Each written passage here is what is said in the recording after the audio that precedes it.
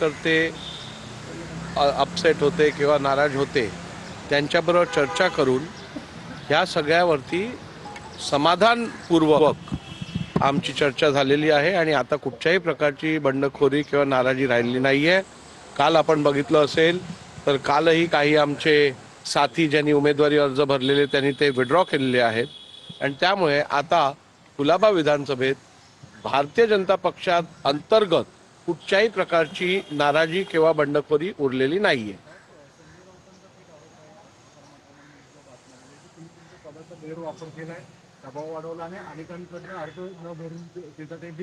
मला अशीच अपेक्षा होती संजय राऊतांकडनं आणि उद्धव बाळासाहेब ठाकरे गटाकडनं.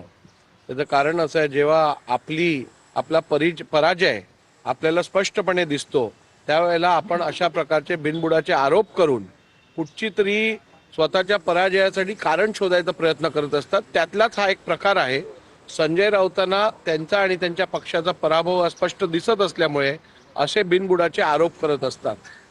या ठिकाणी आपण एक लक्षात घ्यायला पाहिजे, वारंवार असं सांगण्यात येतं की अध्यक्षांनी उमेदवारांना धमक्या दिल्या, नॉमिनेशन पेपर्स फाईल करायला दिले नाहीत. मी आपल्याला सांगू इच्छितो की त्या ऑफिसमध्ये निवडणूक कार्यालयात 5 वाजता सगळे जेवढे आतमध्ये होते त्या सगळ्यांना घेतलं गेलं. जे वेळेत आले नाही त्यांना बाहेर ठेवण्यात आलं. त्यात भारतीय जनता पक्षाच्या पण काही उमेदवारांना आपला अर्ज भरता आला नाही. वॉर्ड क्रमांक 212च्या आमच्या उमेदवार होत्या, त्यांना त्यांचा फॉर्म भरता आला नाही. त्यामुळे मी काय स्वतःच्या पक्षाचे फॉर्म भरण्यापासून कोणाला थांबवणार आहे का? त्यामुळे हा कायदा सगळ्यांसाठी समान आहे. ज्यांना रडीचा डाव खेळायची सवय आहे ते अशा प्रकारची कारणं सादर करत असतात. तुम्ही जाणीवपूर्वक हे केलं असं देखील एक आरोप होत होता. मग मी तेच विचारतोय, जाणीवपूर्वक काय मी भारतीय जनता पक्षाचे फॉर्म भरण्यापासून थांबवू शकतो का? त्यामुळे हे बेनबुडाचे आरोप आहेत.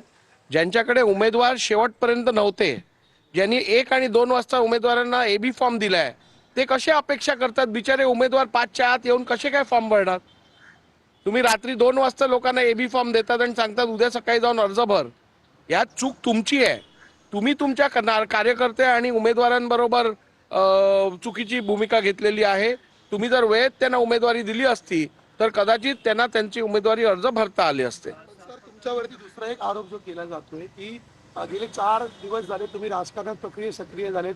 राऊत म्हणतात निष्पक्षपणे अध्यक्षांनी काम केलं पाहिजे. राजकीय घालून तुम्ही फिरताय असं त्यांनी म्हटलं. ज्या वेळेला मी विधानसभेत अध्यक्ष म्हणून माझी भूमिका बजावत असतो त्यावेळेला मी संपूर्णपणे विधानसभेचा अध्यक्ष म्हणूनच माझं काम करत असतो.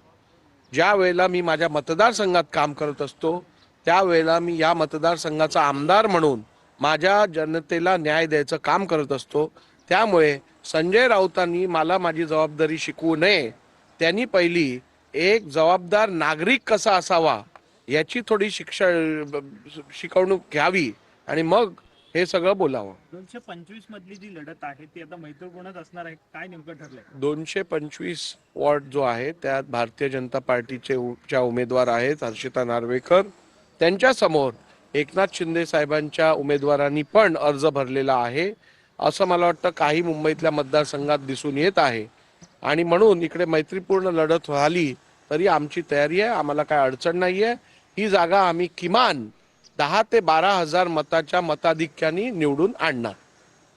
सर हिंदी में मराठी मराठी वाद हा आवर्जून केला जातोय. जर याचा कॅल्क्युलेशन झालं तर भाजपला आणि राहुल